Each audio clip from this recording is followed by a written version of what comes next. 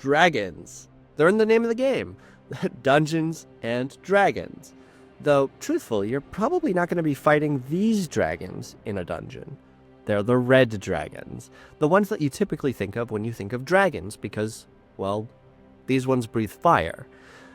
Now, they're still money hungry, and they're still very dangerous. In fact, these ones are probably the most dangerous of all the chromatic dragons.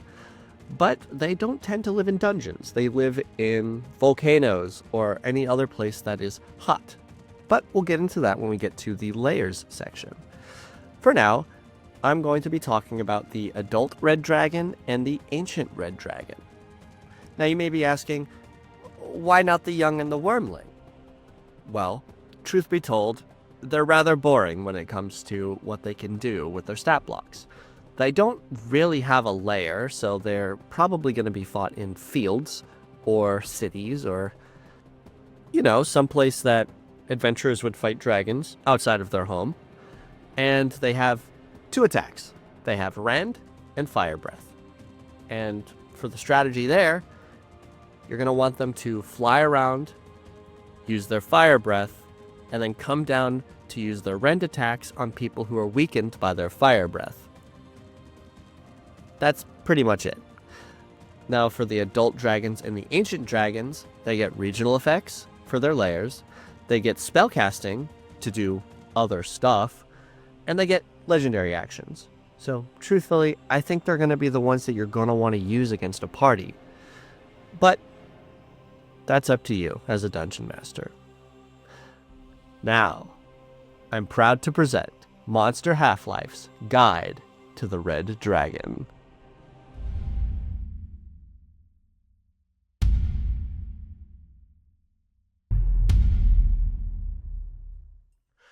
An adult red dragon is one of the strongest monsters in its CR level at a CR 17. With an AC of 19, 256 HP, and an initiative of plus 12, this thing's going to be able to tank any attack that you throw at it, and it's going to go before you throw the attack. With a ground speed of 40 feet, a climb speed of 40 feet, and a fly speed of 80 feet, it's going to try and outmaneuver pretty much all of the party. Its strongest stat is its strength at a 27, which has a plus 8 to its saving throw, and its weakest stat, saving throw wise at least, is its intelligence, with a plus 3 to the save. Now, technically, its dexterity is its weakest stat at a 10 or plus 0 modifier. However, since it's proficient in dexterity saving throws, it has a plus 6 to dexterity saving throws. As for its skills, it has a plus 13 to its perception and a plus 6 to stealth. It's immune to all fire damage. It has a blind sight of 60 feet and a dark vision of 120 feet with a passive perception of 23. It has 3 legendary resistances a day, or 4 if it's in its lair.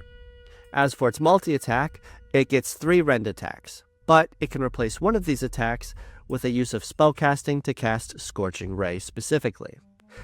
Now the rend attacks have a 10-foot reach, have a plus 14 to hit, and on each hit it does 1d10 plus 8 slashing damage plus 2d4 fire damage. Its strongest attack by far is its breath weapon, which recharges on a 5 or a 6 that you roll at the beginning of each of its turns when it doesn't have a breath weapon. Now it's a DC 21 dexterity saving throw, and each creature in a 60-foot cone needs to make that saving throw or they'll take 17d6 fire damage. Half damage on a success. Now, as for the spellcasting, it gets 4 spells. It has a save DC of 20 and a plus 12 to hit with any spell attacks. It also uses its charisma to cast, if that matters at all when you're changing up what the monster can do. At will, it can cast Command at level 2, which means you can use Command on 2 creatures. It can cast Detect Magic at will, and it can cast Scorching Ray. Once a day, it can cast Fireball. The dragon gets 3 legendary actions per turn, or 4 if it's in its lair. Out of those options, we have Commanding Presence, which lets the dragon use Command, but It also can't use this action until the start of its next turn once it uses this legendary action. It can use Fiery Rays, which lets the dragon cast Scorching Ray. Again, it cannot take this action until the start of its next turn if you use this action. Or you could use Pounce, which lets the dragon move up to half its speed and make one rend attack. Now, truthfully, it doesn't tell you what kind of speed you can use. So this one would be best used while the dragon is flying, as it'll have a 40-foot fly speed instead of a 20-foot ground speed. But up next is the Ancient Red Dragon.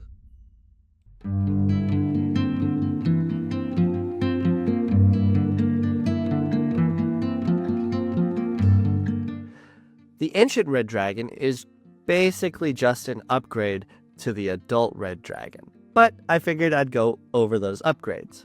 With an AC of 22, 507 HP, and an initiative of plus 14, we definitely see all of these things going up.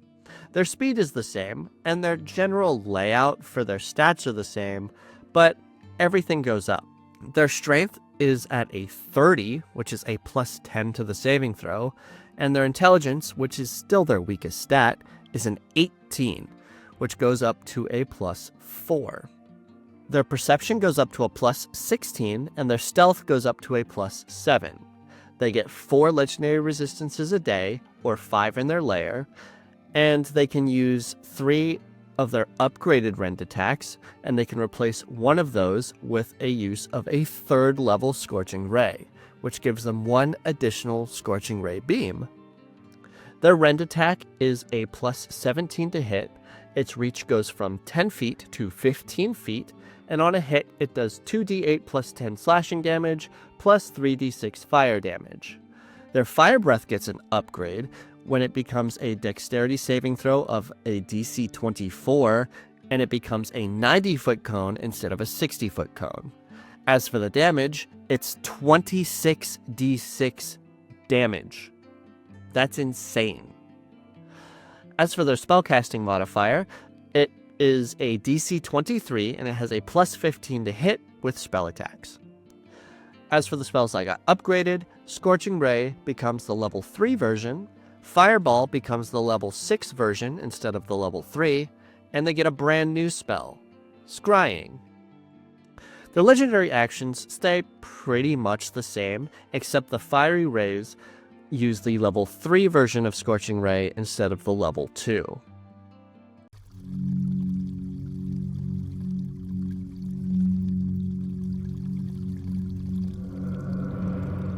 Now, most monster layers are not critical to how you run a monster.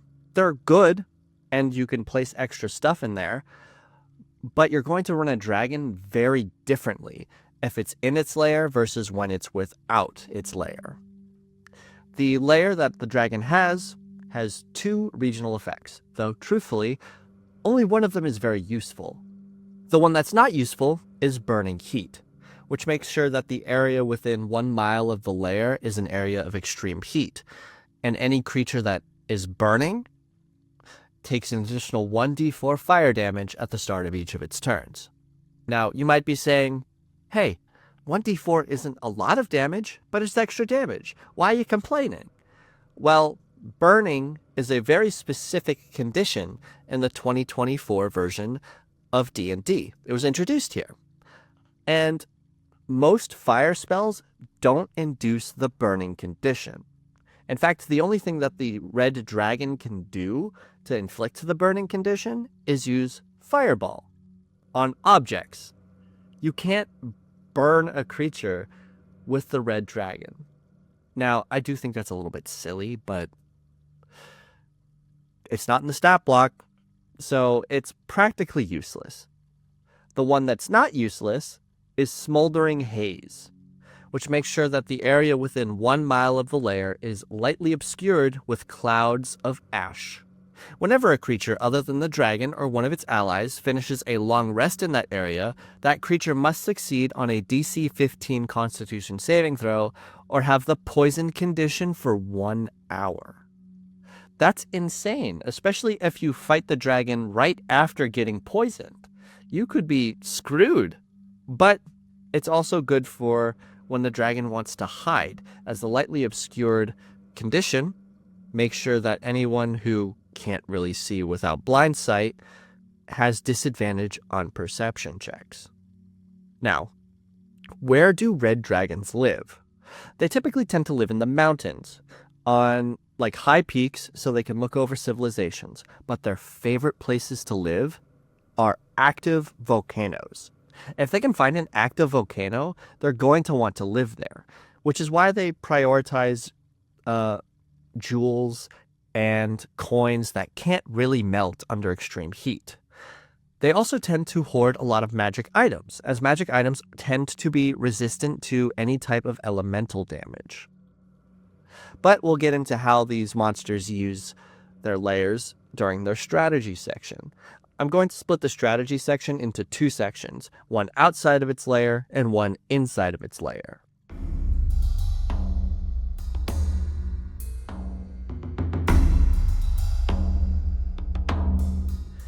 Inside their lair and outside their lair, red dragons have a pretty different strategy when it comes to fighting their opponents. So I'll go over outside their lair first, just so you get an idea of what they do. For their first action, they're going to use their fire breath. You always want to start off with fire breath, especially if you're flying, because if you're flying, you can hit them straight down, and it's basically a 60-foot radius cone of death. For the legendary actions on that turn, you're going to want to either use Command or Scorching Ray. Scorching Ray, you'd probably want to use first before you command, because your command is most likely going to be Grovel. The reason you want to save command for Grovel is because if you use Scorching Ray on someone who is prone, you're going to have disadvantage, right? That's just kind of how it works. But you want to always use command at least once during the round with your legendary action, because potentially you're taking two people out of that round. Because when you command someone, they have to do the action on their turn and then end their turn. It's pretty nasty once you start comboing it against people. If the fire breath doesn't recharge on the second round, then you're going to want to use Fireball. Fireball you probably shouldn't save because it's weaker than fire breath, but you also want to stay in the air for at least 2 rounds. So you're going to want to use Fireball if you can hit like 2 or 3 people. It's not as big of a radius as fire breath, but hey, damage is damage, especially since it's still 8d6 damage. Once you get to the 3rd round, that's when you're probably going to want to get down and start picking off people one by one. Pounce becomes a great option for a legendary action, as you can do more rend attacks as you go along. Before you land, you're going to want to use Scorching Ray to hit either one person 3 times, or any mix match of how many rays you want to hit on how many people. You're going to want to use that first before you land, and then when you land, you're going to use the 2 rend attacks on the weakest party member. You're going to want to take them out because, well, you don't want them fighting you. So as long as you can take out people, bam, bam, bam. Dragons are smart. They know who's weak and who's not. So that's what they're going to do.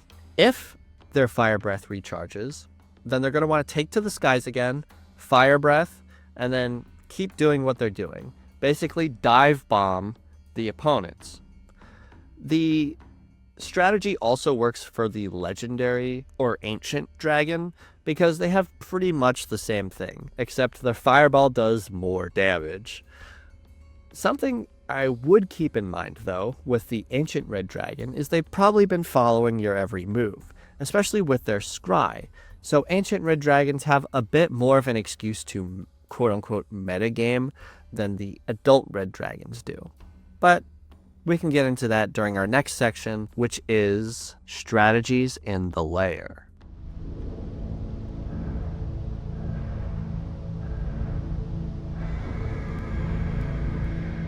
Now, red dragons are going to retreat to their lair when they're either at half HP or a quarter HP.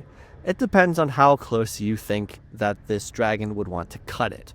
But if the adventurers are stupid enough to chase it into its lair, they're either going up a mountain or they're going into an active volcano. Either way, not great for the adventurers. They're going to have to deal with the lesser air in a mountain, or they're going to have to deal with the extreme heat of a volcano. Now, either way, there's probably going to be magma in the red dragon's central lair, especially where all of its treasure is. So what's a red dragon going to do inside a lava-filled lair? Well, with the smog that gives disadvantage on perception checks and their pretty decent stealth, they're going to be hiding in the lava. Now, if you want to be extremely mean to your players, and if they're not prepared, you probably should be, the dragon's going to grab one of the players and drag it into the lava. Crazy, right? Especially since lava does a ton of damage each turn. Well, each round. So, hoo-wee. That's a rough thing to go through. The ancient red dragon and the adult red dragon are probably going to be playing peekaboo inside the lava. They're going to drag one of your friends down there. They're going to attack them while they're down there, throw their charred corpse onto the battlefield, rinse, repeat. They can also fly a bit, but it depends on how big the cave system is and if they're going to want to fly or not. They're most likely going to be popping up to do their fire breath, going down into the lava, and basically taunting people to try and attack them. Remember, if an adventurer uses their hold action, they can only do one attack. They can't multi-attack with a held action. Now, the strategies are probably going to be around the same. They're going to want to keep their distance, use their fire breath, use their fireball, stuff like that. For inside the lair, they're also going to have their minions, as if you fight them outside their lair, it's probably going to be alone. The adult red dragon's probably going to have like kobolds, cultists, other things like that. But ancient red dragons have the ability to open up portals to the elemental plane of fire. So they're probably going to have fire elementals, maybe those stupid magmen that explode when you kill them, and other things like that. They're going to have more fiery minions than the adult red dragon will. And they also have a weakness in their lair: their treasure.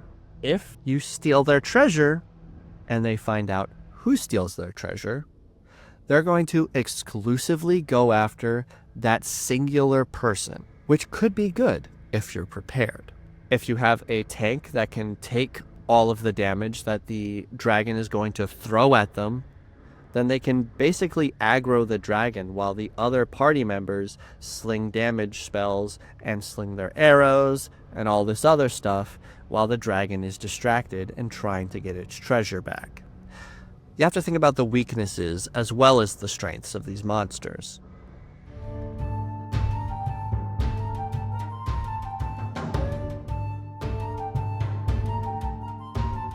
Now, dragons' hordes are the stuff of legends. Even if you've never played Dungeons and Dragons, you know how much dragons hoard.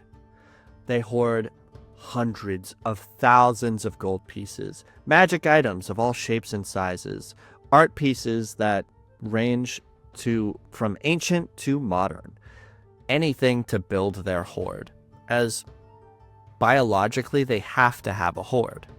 Now, I'm not going to tell you what you should put in the loot section, as truthfully, you can cater it to pretty much any party. The red dragon's going to have pretty much anything that you want inside it. But I am going to tell you, it shouldn't be easy to get a dragon's hoard out of its lair. First of all, they're going to have so much gold. Do not let your players carry all of the gold down. Gold does have a weight, and it's going to be pretty ridiculous if they take a literal mountain of gold down a mountain. So you're going to have them plan on how to get all of this stuff out, as it's probably going to be too much for even a bag of holding to hold. Secondly, you're going to want to make sure that once everybody knows that the dragon is dead, they're going to know that your party has the loot. They're going to be richer than they know what to do with, and everybody wants a piece of that pie. It's going to be like, think of The Hobbit, when the elves and the orcs and humans all went to claim a stake of Smaug's treasure hoard after Smaug died. But the dwarves said, no, we're not going to give you any. Something like that.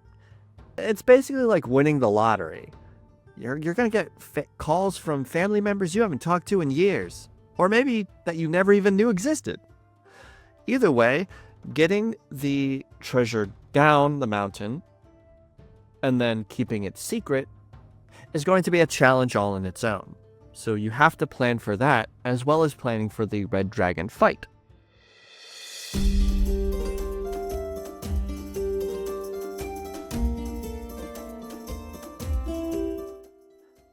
And that's the end of the video. The red dragon, I think, is interesting. It's not the most interesting of the dragons, but they're definitely the most powerful. If you want to be really mean, you can have them use some of their magic items from their hoard and switch it out, like maybe before they go to their lair versus after they retreat to their lair. But you have to be a bit careful when you're balancing for that, as you don't want to make a total party kill because the dragon had some magic items that kind of wiped the party out.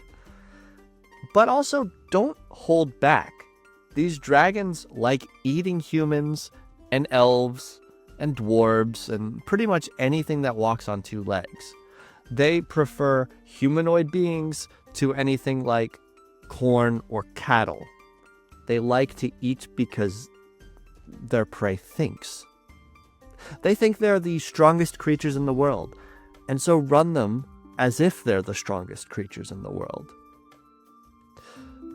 Don't forget to like, comment, and subscribe, and thank you for watching.